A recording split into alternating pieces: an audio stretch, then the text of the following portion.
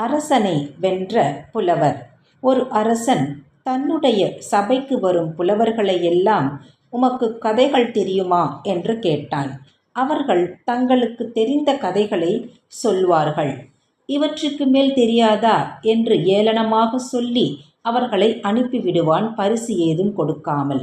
இவ்வாறு வரும் புலவர்களையெல்லாம் அரசன் இழித்து உரைப்பதை அறிந்த புலவர் ஒருவர் அரசனிடம் ஒரு நாள் வந்தார். உம்முடைய பெயர் என்ன என்று கேட்டார் அரசன்.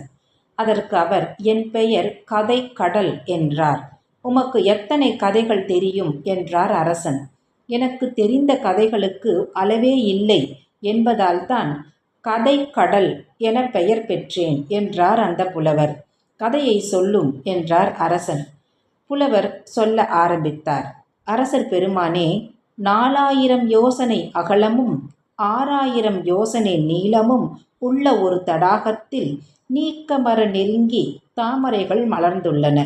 அம்மலர்களில் பொன் சிறகுகளுடன் கூடிய அன்னங்கள் கோடானு கோடி வந்து இறங்கும் போது காற்றோடு மழை கலந்து அடிக்கத் தொடங்கிற்று. அப்போது அப்பறவைகள் துன்பத்திற்கு ஆளாகாமல் இருக்க அருகில் இருந்த மலை குகைக்குள் புகுந்தன என்றார். அரசன், பிறகு என்ன என்று கேட்டார். அவைகளில் ஒன்று புறப்பட்டது என்றார் புலவர். பிறகென்ன என்றார் அரசன். மற்றொன்றும் புறப்பட்டது என்றார் புலவர். இவ்வாறு அரசன் கேட்குந்தோறும் அவ்வாறே மற்றொன்று புறப்பட்டது, மற்றொன்று புறப்பட்டது என்று சொல்லிக்கொண்டே இருந்தார் புலவர். அரசன் வெட்கமுற்று இப்புலவனை வெல்வது அரிது என்று உபசரித்து பரிசு கொடுத்து அனுப்பிவிட்டார்.